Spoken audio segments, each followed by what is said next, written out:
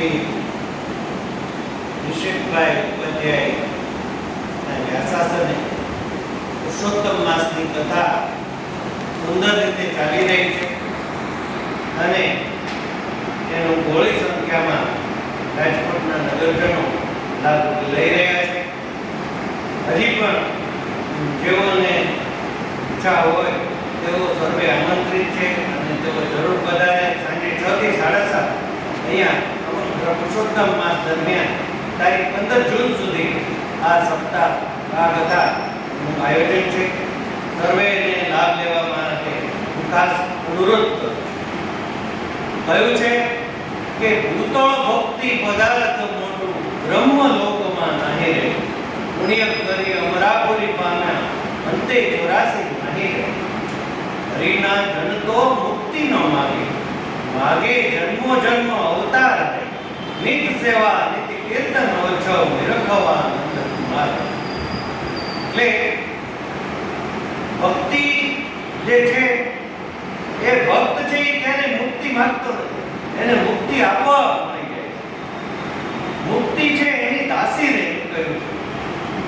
હરિના જન તો મુક્તિ ન માગે, માગે જન્મો જન્મ અવતાર રહે. નિત સેવા નિત કીર્તન વચો નિરખવા આનંદ કુમાર.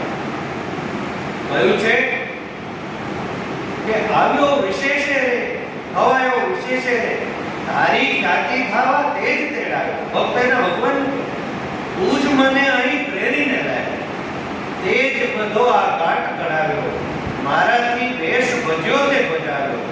વસ્તુ પાસ તમામ કૃપા પૂર્ણ કરો મનકા. એટલે ભક્તિ કરનારના બધા કામોની જવાબદારી ભગવાન પોતે લે. આપણે જાણીએ કે નરસિંહ મહેતા જે છે એના જીવનમાં જેટલા પણ પ્રસંગો આવ્યા, નરસિંહ મહેતા કઈ નોકરી કરવા નતા ગયા, સુવિધિત છે.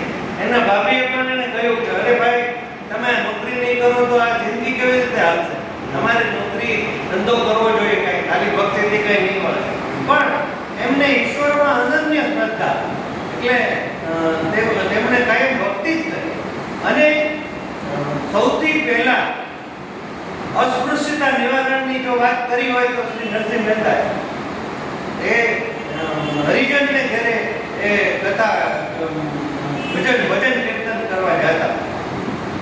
ભક્તિમાં એટલી બધી તન્મયતા કે ઘરેથી વસ્તુ લેવાનું કીધું હોય, પેલું ઘી ને બધું લેવા જવાનું કીધું તો ભાઈ આપણે અહીંયા માણસો જમાડવાના છે તમે લઈ આવો. ઘીનું ધામ એની પાસે જ રહ્યું, એ તો ભક્તિ કરતા હતા. અને ભગવાને બધી વ્યવસ્થા એની કરી દીધી. બધા રાગી ના જમીને એને ઘેરથી વહી ગઈ. પછી એને યાદ આવ્યું ભક્તિ પેલો એનો સત્સંગ પૂરો થયો ત્યારે કે ભાઈ આ પછી ઘરે આવ્યા કે ભાઈ હું તો ભૂલી ગયો કે શું થયું. ભાઈ આ તો બધા જમી ગયા, એ તો બધી વસ્તુ આવી ગઈ.